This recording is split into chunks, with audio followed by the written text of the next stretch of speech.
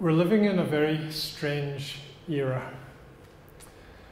We're living in a time when nobody really knows what to eat and how much to eat and when to eat and what balance to have and what products to consume in their life.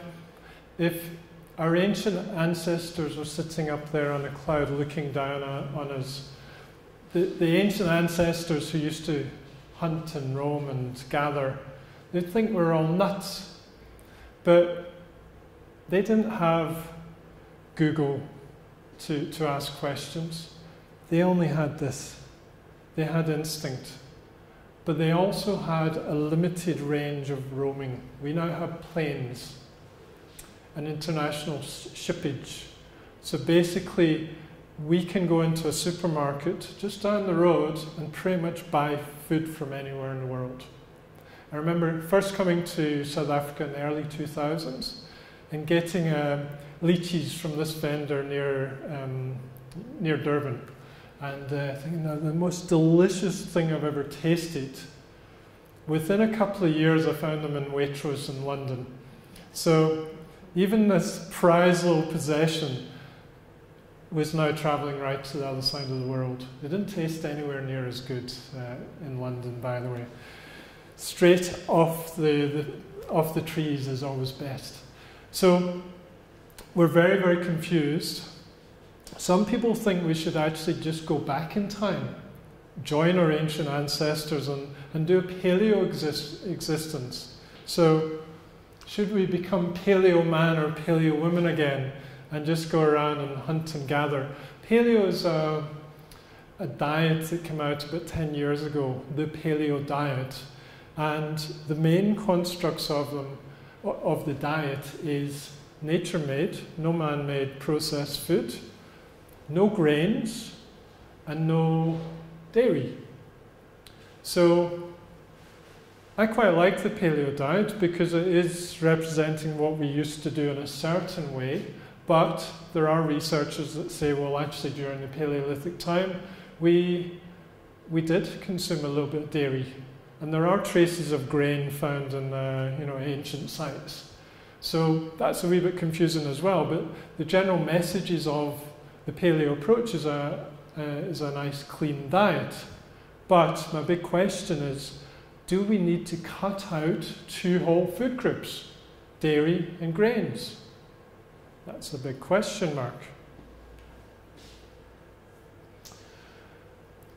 The paleo diet, unfortunately, has been represented in various ways over the last decade, since that book. So now researchers, and this is actually researchers at the University of Melbourne, saying that the paleo diet is going to make people fat. Not these old-fashioned hunter-gatherers, surely. You know, they were active, they ate clean food. I don't think any of them were fat. But if you read into what they're saying, they're using the modern mind, the modern scientific mind, to make their interpretations. So their fear is that if you're cutting out grains and dairy, you probably put more animal fat into the diet. So it's kind of like animal produce and vegetables and fruit. So you get more fat than you did before. And we're coming out of the paradigm of low fat is king. So that's their fear. And whenever a scientist has a fear, they can turn it into a hypothesis.